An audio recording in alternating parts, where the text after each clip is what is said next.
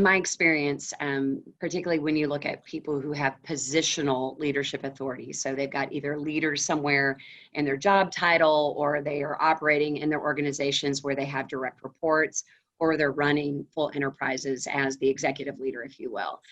In my experience, sometimes in the space of crisis, the default strategy is very much to go into kind of command and control.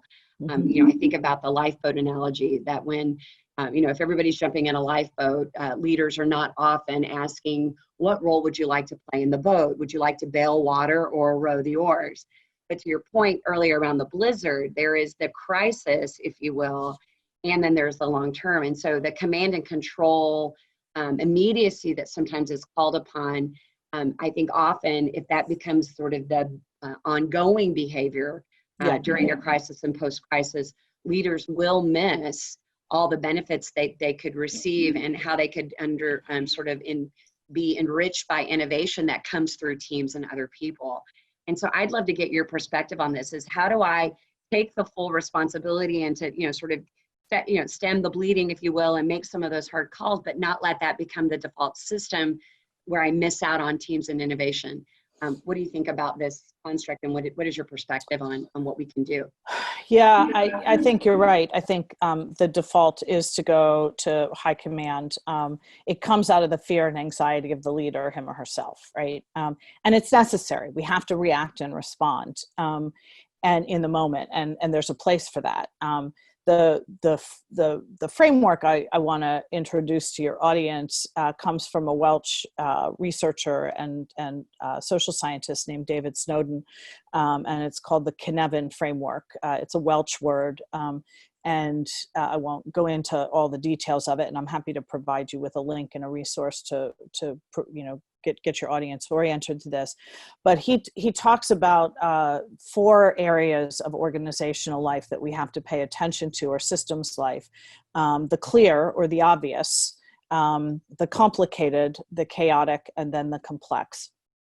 And as I've worked with this framework over the years, what I have seen is that most leaders default to the clear and obvious or the complicated. Those are the problem solving sides of things, right? The clear and obvious is that we sense quickly what's going on, we put it in a familiar category, and then we respond. And this is the place where people can leverage best practices, right? What we know in the past, how would that apply here? And it's very rigid, and it's like, there are the 5 things we're going to do, and here's how we're going to do it. That's the command control environment, right? When you get into a more complicated situation, it's still problem solving. Think of it as moving from addition and subtraction to algebra and calculus, right? And there's a sense, and then you do a little bit of analysis, and you don't quickly categorize. You do a little bit of analysis, and then you respond. And you still reference historical practices, but you have a little more fluidity around them. You can still create space. This is where I see most leaders responding, right, in this clear space, and because they want to reference what they already know. Yeah. And that's helpful. Then, but not complete. The chaotic realm, which is what a lot of us have experienced recently and are still experiencing in many ways, requires immediate action. You have to there's a lot of critique right now about how this has played out and the timing of it. Did we act fast enough? Did our national leaders act fast enough to put certain things in place? And we can debate the merits of that argument, but in chaos, you've got to act quickly to put things in place that create some sense of order in a place of complete disorder. And you can't always rely on what you knew in the past. You're inventing it as you go, right? And I think we've seen some of that, and it continues to emerge and develop. And all of those have a place in organizational life. But when you step into the place of complexity, which is where I want to take us in for the rest of our discussion, it means that you have to be able to create the space to step back and discover new patterns that are emerging, right? David Snowden was quoted in an article in Forbes magazine a couple of weeks ago, and he said it this way. He said, the leaders who try and impose order in a complex context will fail, But those who set the stage step back a bit and allow patterns to emerge, and then determine which ones are desirable will succeed. They will discern many opportunities for innovation, creativity, and new business models. The leaders who cannot make the shifts from clear to complicated to chaotic and then complexity and back again, who can't move in these environments fluidly, who have not developed the skills to pause and reflect, and there's the key thing, however briefly in this moment, will be the ones whose organizations will struggle to become, and he uses the word exaptive, E-X-A-P-T-I-V-E, and I had to look up what that meant.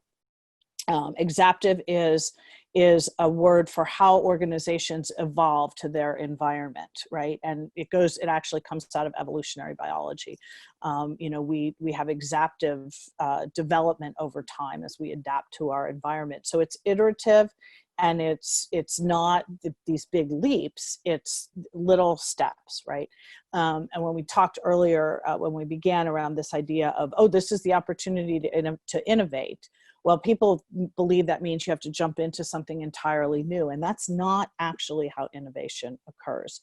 So I think the leaders that have the ability to pause and reflect, and I cannot stress how important that is. And that's the danger, by the way, of back-to-back Zoom calls all day long, is there's no pause and reflect.